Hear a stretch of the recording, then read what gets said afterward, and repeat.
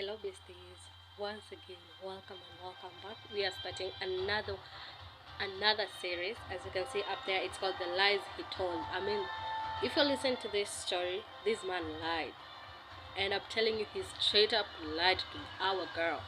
So we're gonna go ahead and listen to what she has to say. She's telling about an experience with a man that pretty much lied about his entire life. I mean, we are talking legion type of lies right here. After we finish with Vesatisa, we found another series, and we're gonna go ahead and listen to this series about her experience with this man who lied to her. And you're gonna tell me what you think down there in the comment section. Once again, don't forget to hit that subscribe button and share the video, share with all your besties, and let them get a piece of the tea. Part 6, the lies he told. So before I found out about all of the lies, he explained to me about how he met his ex-wife. He told me that him and his ex-wife, they met in high school. They were actually high school sweethearts, went to prom together, the whole nine. They had been together for years. He told me that shortly after they graduated, they decided to go ahead and get married down in Louisiana. And he told me that him and her were unable to ever conceive a child due to the fact that he was very obese in the earlier part of his life and also up until around the age of 28, because he did tell me that he got the gastric sleeve surgery. He told me that it was impossible for him to have kids. His stuff just didn't work. And I said, wow, that's crazy. He said, and to be honest with you, it is so crazy that you got pregnant by me, because I didn't ever think I would be able to have kids. I said, well, I mean, you done lost a lot of weight, babe. Like, I'm trying to be encouraging. I'm trying to let him know, like, hey, you're not big no more. Because at that point, I saw that there was a lot of, what's the word that I'm looking for? Low self-esteem there. So I was like, I don't want you to start feeling insecure about yourself. It's okay. So we move on. He talks to me about the whole story, about what I said in part 5, about how he caught her cheating with the man, yada, yada, yada. So as I have now currently found out that he was never married, I approach him about it. I say, hey, I could not find a divorce decree or marriage license for you and your ex-wife. I said, so of course, I have told you this before, and I'm going to tell you this again. If I ask you a question, I already know the answer to it. So you might as well go ahead and let me know. Have you ever been married in your life? That man looked at me like he always do. And he sat with that shit. And he said, yeah, we got married. Yeah, babe, I told you I was married. I said, okay, cool. All right, cool. So once again, I had to tell him, I talked to your daddy. Your daddy said you ain't never been married to Paris. He had to flip that shit so quick. He said, I don't really want you talking to my daddy. I said, and why is that? He said, because my daddy lie a lot. Go figure.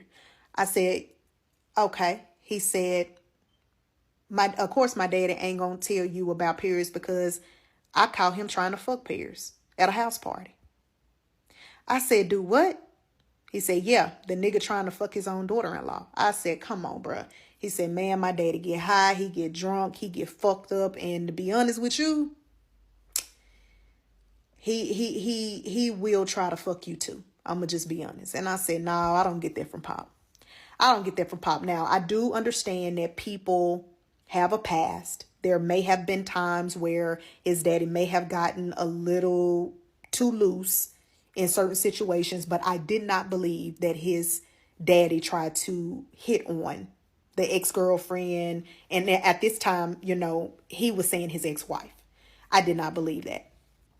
So I ended up finding Paris on Facebook. I did not approach her. I did not communicate with her at all.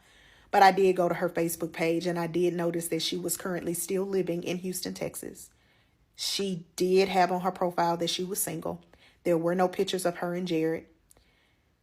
She was currently in Houston. Like, there were pictures of her at different places in Houston. Different places. She was not in Germany. She was not in Germany. Not at all. And she does not even look like the type that would even be a teacher. I really don't know what her profession is, but she did not look like that type. So he said, and speaking of Paris, she was at my job 2 weeks ago. I said, at your job doing what? He said, she was up there with her homegirls. I said, but I thought you told me that she lived in Germany. He said, man, she told me that she was back for a couple of weeks. He's still lying. Still fucking lying. I said, he here for a couple weeks. If she here for a couple weeks, I said, that doesn't even make sense, Jared. That don't make sense. That don't make sense. That don't make sense. So, in all, I did get him to admit to me that he had never been married. He ain't never had no kids, and he never did live in that house. I did get him to admit that.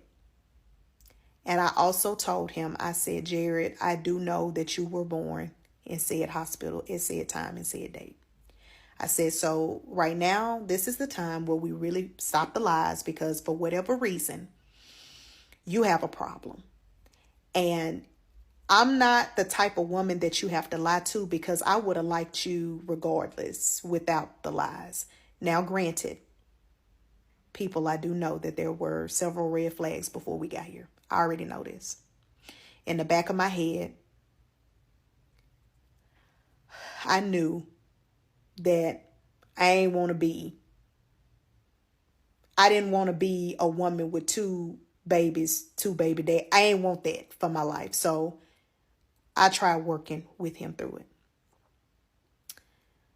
On the next part, I will tell you about how we tried to do counseling, premarital counseling, and how that went.